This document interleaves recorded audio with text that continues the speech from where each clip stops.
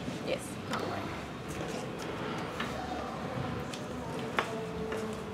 Alright, eli tervetuloa 13. maaliskuuta pelatun matsin pressiin ja Urabasketia oli tänään vastassa Kotkan KTP ja tällä kertaa voiton vei Urabasket pistein 82-71. Paikalla on pelaajat KTP:ltä Lehtoranta ja Uralta Luosmaa.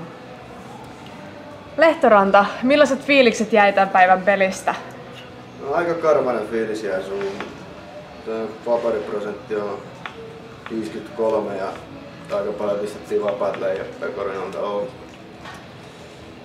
Niitä kun olisi laitettu vähän paremman prossaa sisään, niin se olisi voinut olla paljon tiukempikin. Aika tasaisena te piditte sen pelin alussa, mitä siinä loppupuolella tapahtui? No justiin, alettiin laittaa alusta astihan me laitettiin jo palloja ohi, mutta silloin Ura ei saanut palloa kans koriin. Sitten lopussa Ura alkoi laittaa pallot koriin ja me ei sit saatu vieläkään niitä.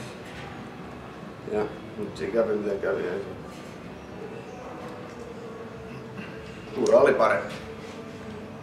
Pressiltä jotain kysyttävää? KTP oli 10 pisteen johdossa vielä toisella neljänneksellä, mutta sitten tauon jälkeen vähän pikkuhiljaa kääntyi peli Uralle. Mistä suurimmat syyt? Ei se voi olla pelkästään se, että ohi Korinalta, että olisi vähän asenteessakin jotain pientä vikkaa. Ihan varmasti.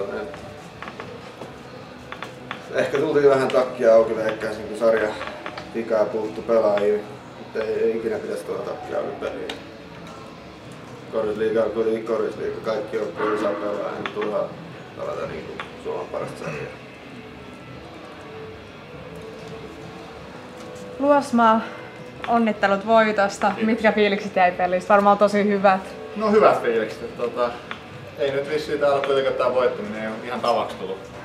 Toivottavasti tämän jälkeen tulee ja varmasti saatiin niin kuin tuossa vieressä sanoi niin Janne, niin saatiin varmasti apuja tänään vähän vastustajaltakin, että pisti vaparit huonosti ja laittoi aika vähän helppojakin korjaat nostoja ohi, mutta silti on aika iloinen tuosta meidän asenteesta. Ja saatiin pidettyä huonot hetket suht lyhyinä, mikä on ollut vähän ongelmana.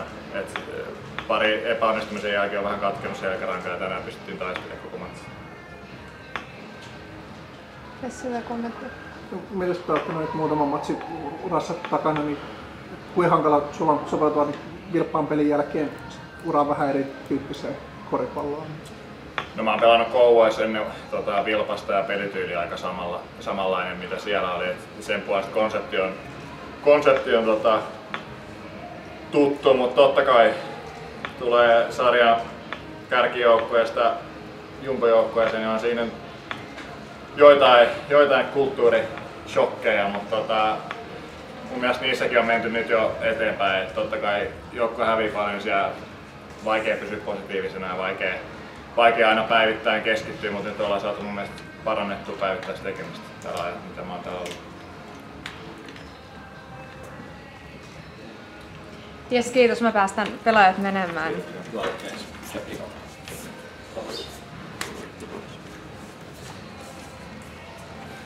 Jes, ja sitten siirrytään valmentajiin.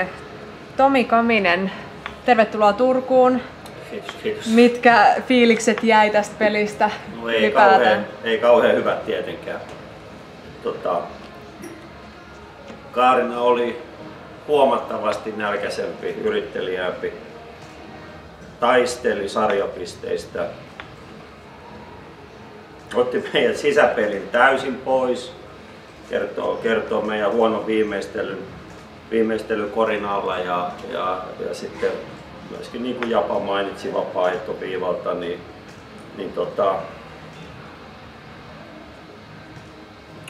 mun mielestä me ei kunnioitettu vastustajaa tarpeeksi, me ei oltu valmiita pelaamaan sillä tasolla millä meidän pitäisi ja mulla on huoli siitä, että miksi meidän peli heittelehtii laidasta laitaan sillä tavalla kuin se nyt tällä hetkellä tekee. Pressiltä kommentti kysyttävää. Tänään uusi mies Deante Baldwin mukaan päällimmäiset kommentit näin tuoreelta miehen esityksestä. No, aika sekasta oli. Kommentoi vähän tarkemmin. No se peli oli sekaisin, ei hän oikein osannut vielä juosta niitä juttuja, tehdä niitä juttuja, mitä niin kuin hänen sitten toivottavasti jatkossa pitää tehdä. Että hän on nyt täällä tuuraamassa ja todennäköisesti palataan normi kokoonpanoon seuraavaan peliin. Onko se sitten tämä viiden, että Polvin lähtökohtaisesti on niin sellainen backup? Joo, kyllä, nimenomaan.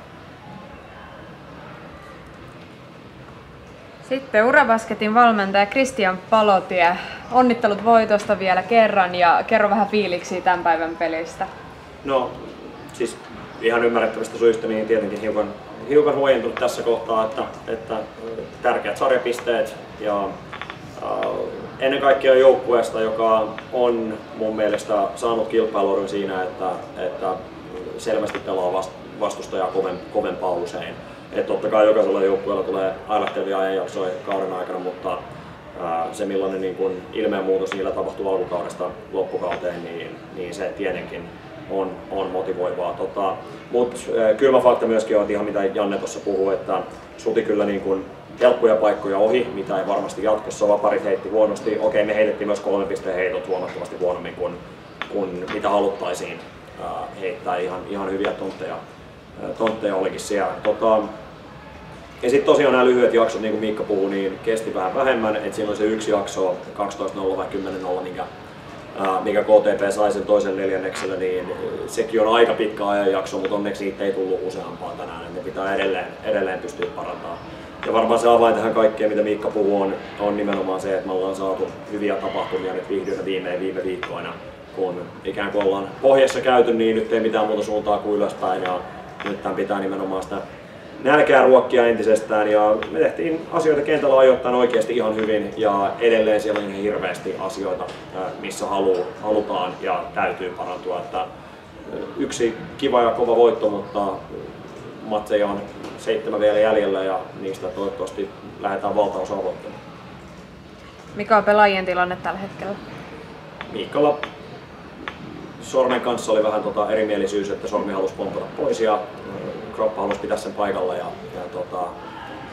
siellä sitten teippaajat hoiti hommansa ja Miikka pystyi jatkamaan. Ja Eiverin tilanne valitettavasti sen varpaan pienestä luusta löytyi pieni murtuma, mutta ei ole onneksi vakava, että on hyvässä asetelmassa niin sanotusti, että on parissa viikossa niin on toivottavasti mukana, mutta nyt pitää vaan välttää painoa ja ehkä maaliskuun loppuun sitten saada Eiveri mukaan. Muuten ihan ok perus mustelmaa ja vähän ruhjetta, mutta se kuuluu asiaan. Ressiltä kommenttia ja kysymyksiä. Tänään aika hyviä levypalloissa, Jesse Perry varsinkin 16 levypalloa, niin se ei ole tällä kaudella kuulunut vahvuuksiin, niin mikä siinä tänään toimi? Mikä oli se ratkaisu, että se tänään toimi? Mä luulen, että Tomppa puhui tosi hyvin, me oltiin ehkä vähän aktiivisempia ja valppaampia näin siirtoja levypallossa ja Jessillä on se hyvä puoli, että silloin muutama ylimääräinen kilo, niin sitä on vaikea siirtää siitä paikaltaan, niin muutama pallo pomppasi sen takia ja hänellä myöskin hyvät kädet, mutta kyllä siellä Miikka ja Ede ja Ässäkin teki huikeat duunia ja sitten Fifi Ale ja muutama takamies kävi läppäsemässä, jos ei muuten pallo yltänyt, niin sinne irtopallot saattoi lopulta Jessille pomppaa tai jollekin muulle, mutta kyllä se oli koko joukkueelta ihan kiitettävä esitys. Vastustaja vastaan ollaan on tosiaan 3 aika hurjaa sisäutkaa käytössä.